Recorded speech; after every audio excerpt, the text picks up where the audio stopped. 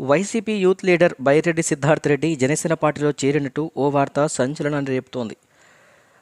పవన్ కళ్యాణ్ జనసేన పార్టీలో బైరెడ్డి సిద్ధార్థ్ రెడ్డి చేరారనే వార్త తెలిసి సీఎం జగన్ సైతం షాక్కి గురైనట్లుగా సమాచారం. బైరెడ్డి సిద్ధార్థ్ రెడ్డి ఈ పేరుకు ప్రత్యేక పరిచయం అక్కర్లేదు. తెలంగాణలో ఇతను కొంతమందికి తెలిసిన ఆంధ్రప్రదేశ్ మొత్తం ఇతనికి ఫాలోవర్స్ ఉన్నారు.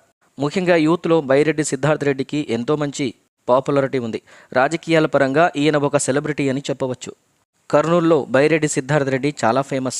అయితే ఇప్పుడు ఇతను వైసీపీకి సపోర్టుగా ఉంటూ జగన్ వెంటే ఉంటున్నాడు.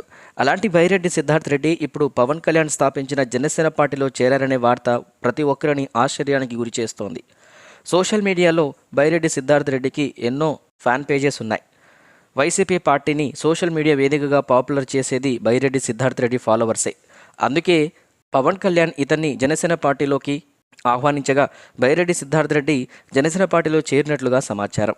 అయితే ప్రస్తుతం దీనిపై ఎటువంటి అధికారిక ప్రకటన లేదు. కానీ ఏపీ రాజకీయ వర్గాల్లో ప్రస్తుతం ఈ న్యూస్ హాట్ టాపిక్గా మారుతోంది.